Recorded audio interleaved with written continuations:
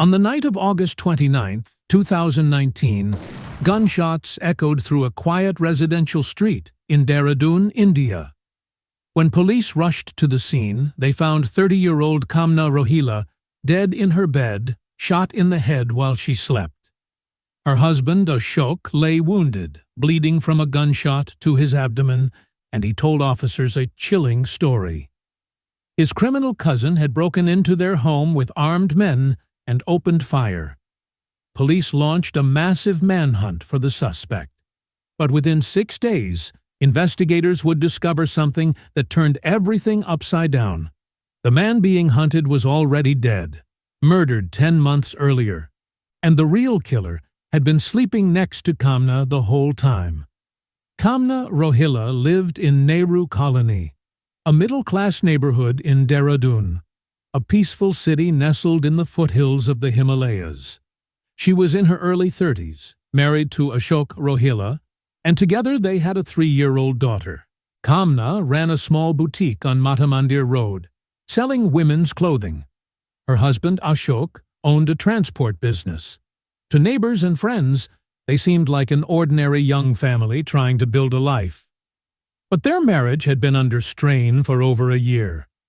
Kamna's boutique required constant investment to stay afloat, and she had borrowed heavily from the informal market.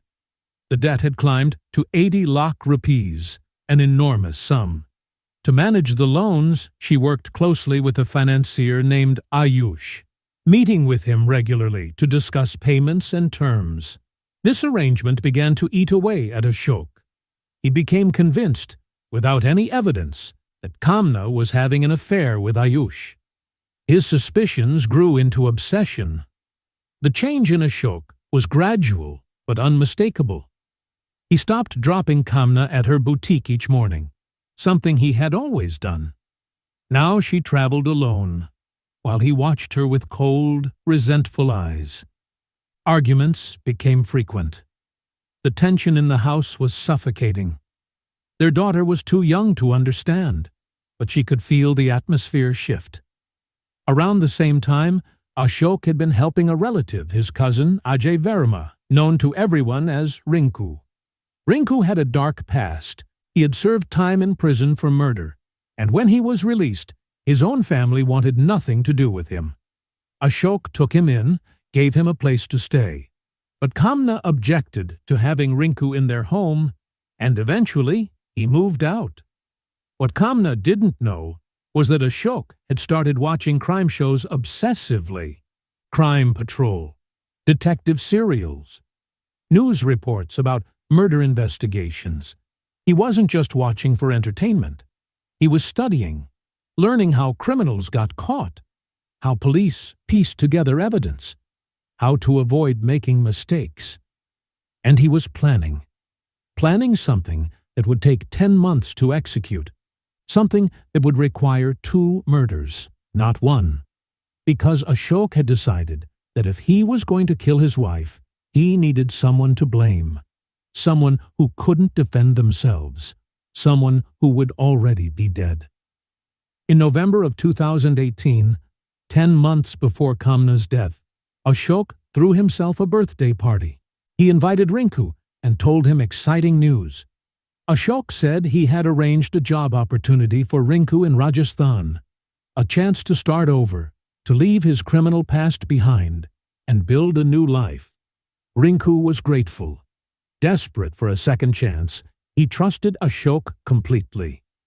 But Ashok had also contacted 2 brothers from Meerut, where he had originally come from.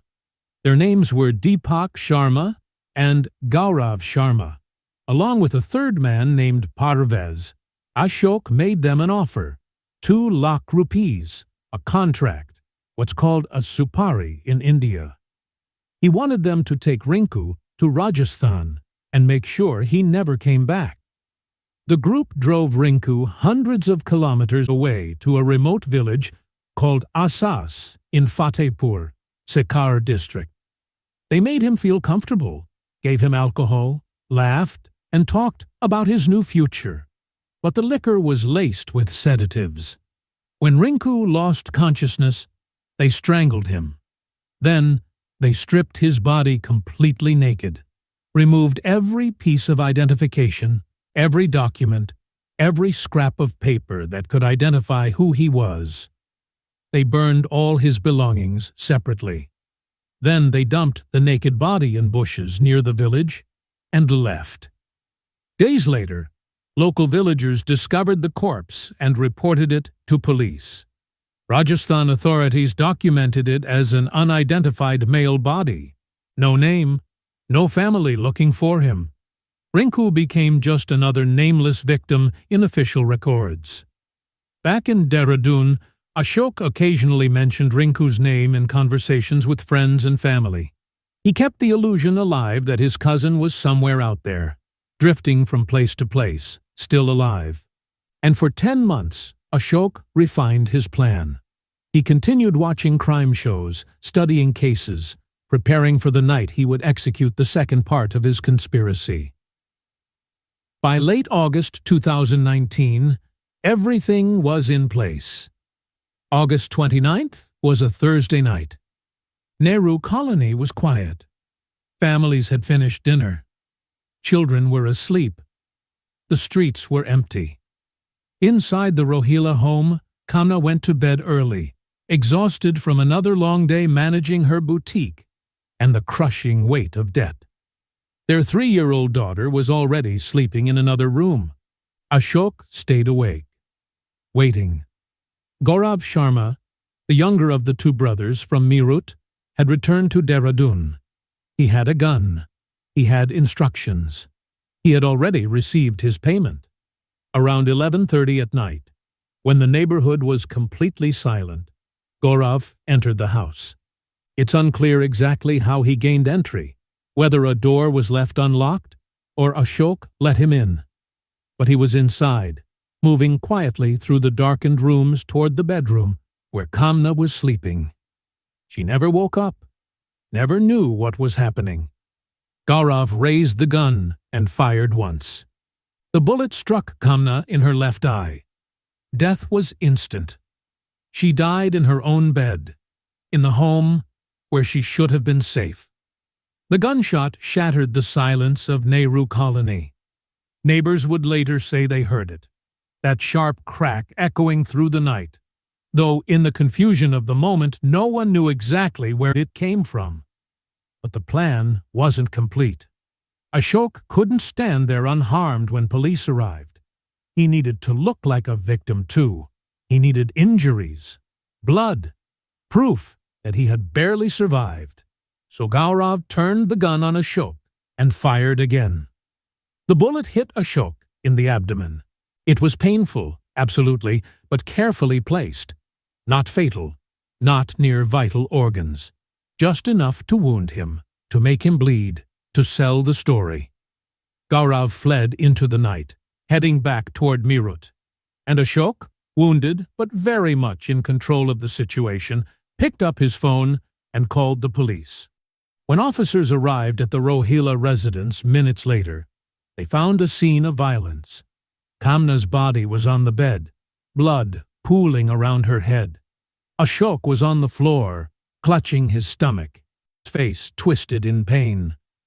He was conscious, and he had a story ready. He told police that around 11:30, his cousin Rinku had shown up at the house with 2 armed men. They had forced their way inside. They had guns. Ashok said they demanded money, that when he refused, they opened fire. They shot Kamna first, killing her instantly. Then they shot him. Then they ran. It was believable. A violent relative with a criminal record, a home invasion, a wife murdered, and a husband barely surviving.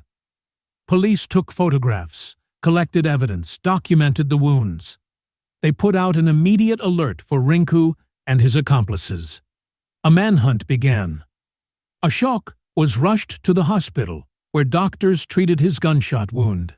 As he lay in that hospital bed recovering, he must have felt a dark satisfaction. The plan had worked. Kamna was dead. He had an alibi.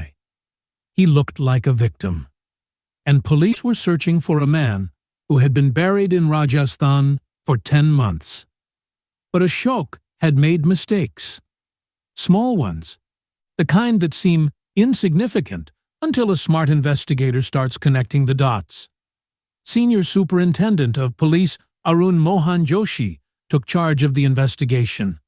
At 36, Joshi was already recognized as one of the sharpest officers in Uttarakhand.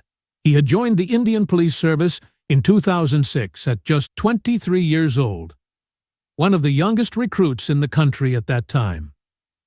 Before becoming a cop, he had studied engineering at IIT Roorkee, which gave him an analytical, methodical approach to solving cases. He looked for patterns. He questioned assumptions. And when he read Ashok's statement about the home invasion, something felt wrong. A criminal cousin suddenly appears after months of absence, commits murder, and vanishes. It was possible, but it was also suspiciously convenient. Joshi started asking questions.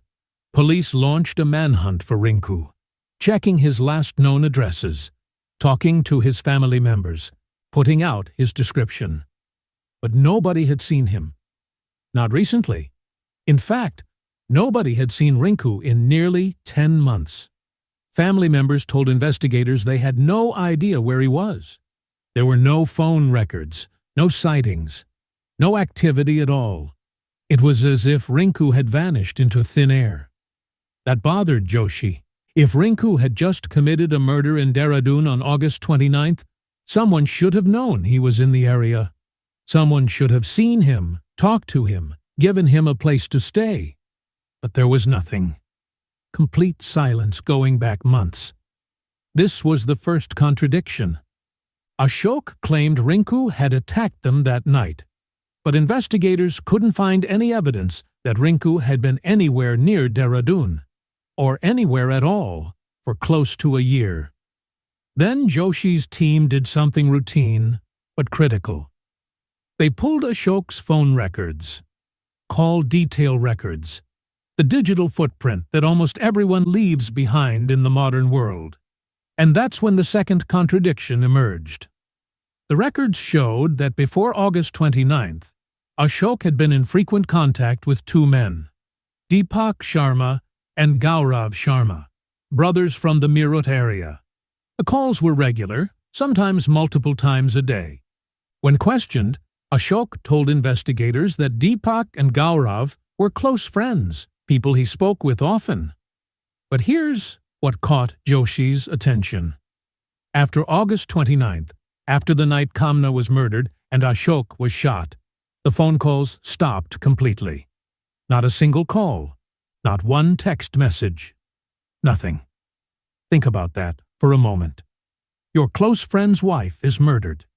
He's shot and lying in a hospital bed, traumatized and grieving. Wouldn't you call him immediately?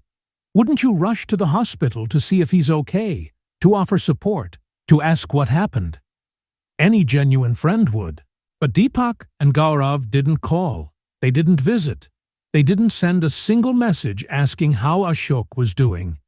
It was as if they had suddenly become complete strangers. Joshi recognized the pattern immediately. Before the murder, constant communication.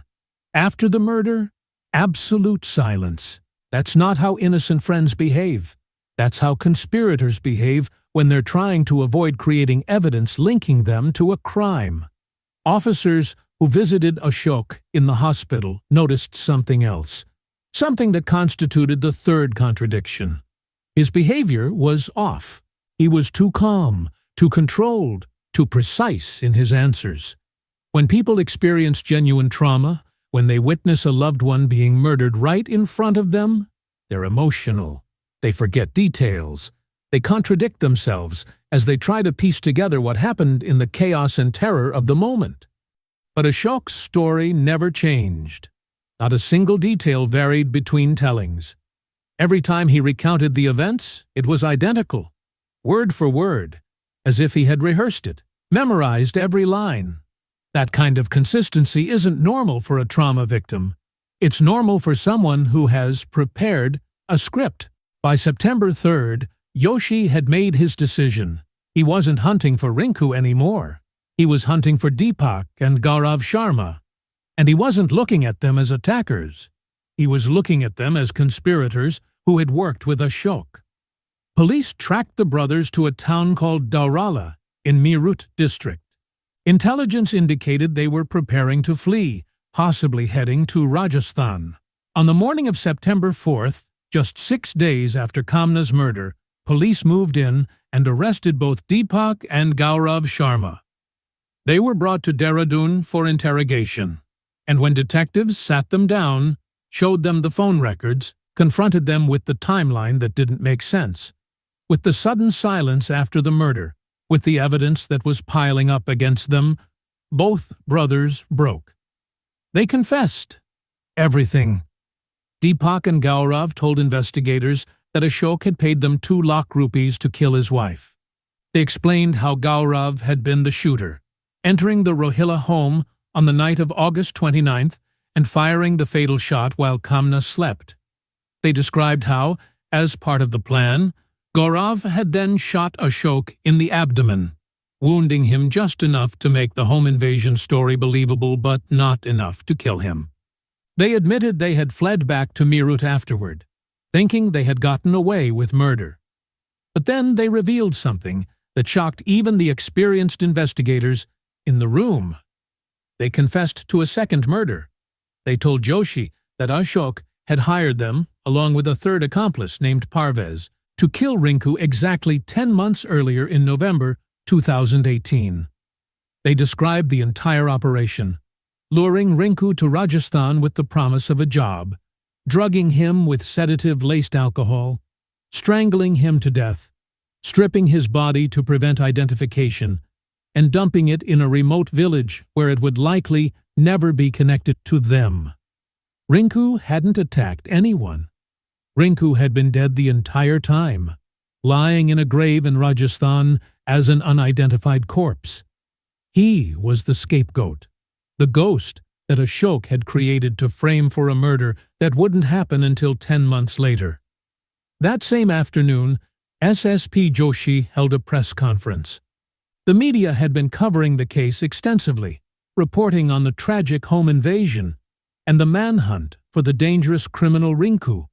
Now Joshi stood before cameras and microphones and revealed the truth that no one had expected. Kamna Rohilla's husband had orchestrated her murder. He had hired contract killers. He had staged his own shooting to appear as a victim. And 10 months before killing his wife, he had murdered his own cousin just to have someone to blame when the moment came. The revelation sent shockwaves through Dehradun and quickly spread across the country. Within hours, Ashok Rohilla was placed under police custody in his hospital bed. He could no longer play the victim. The evidence had buried him. When confronted with the confessions of Deepak and Gaurav, when shown the phone records that proved his connection to them, when presented with the logical impossibility of his story about Rinku, Ashok finally admitted everything. He had planned it. He had paid for it. He had wanted his wife dead. And he had spent 10 months designing what he thought was the perfect crime. Police coordinated with authorities in Rajasthan, who retrieved the records of the unidentified body found in November 2018 near Asas village. After 10 months, Rinku finally had his name back. 2 victims, 2 murders, 1 cold, calculated conspiracy. Ashok Rohilla, Deepak Sharma, and Gaurav Sharma were formally charged with murder, criminal conspiracy, and contract killing. The third suspect, Parvez, who had participated in Rinku's murder, remained on the run, and his status is not publicly confirmed. The evidence against the 3 men in custody was overwhelming. Detailed confessions, phone records that established coordination, forensic evidence from both crime scenes, and a timeline that proved premeditation. The case attracted national attention. Within months, Crime Patrol, one of India's most popular true crime television shows, aired episodes dramatizing Kamna's murder and the conspiracy behind it. The story became a cautionary tale about domestic violence, financial pressure, and the deadly consequences of baseless jealousy. But for those who lived through this tragedy, the media attention meant nothing. Kamna and Ashok's 3-year-old daughter, now without a mother, and with a father in prison for her murder, faces an uncertain future. Who is raising her, how she's coping, what kind of life she can build after such trauma? These details remain private. Kamna's extended family must live with the loss of a daughter and sister who had broken with tradition to follow her heart and paid for that choice with her life. The trial outcome and specific sentencing details have not been widely publicized in available records. Given the nature of Indian legal proceedings and delays caused by the COVID pandemic in 2020 and 21, the case may still be working through the court system. However, with confessions, phone records, and forensic evidence, convictions seem all but certain. SSP Arun Mohan Joshi's investigation was widely praised as a model of modern detective work. He solved a complex double murder conspiracy in just 6 days by refusing to accept the obvious answer, by analyzing digital evidence, and by recognizing behavioral patterns that didn't fit. His success in this case contributed to his later promotion to Inspector General at age 40, making him one of the youngest officers to reach that rank in India. On August 29, 2019, Kamna Rohilla went to sleep in her own bed, in her own home, never knowing that the man lying beside her had spent 10 months planning her death. She never got to say goodbye to her daughter, never got a chance to run or fight or call for help. And the most terrifying truth of all is that the greatest danger in her life wasn't a stranger breaking through the door. It was the person she trusted most, the father of her child, the man who had promised to love her forever. In the end, the locked door that should have kept her safe locked her in with the one person who wanted her dead,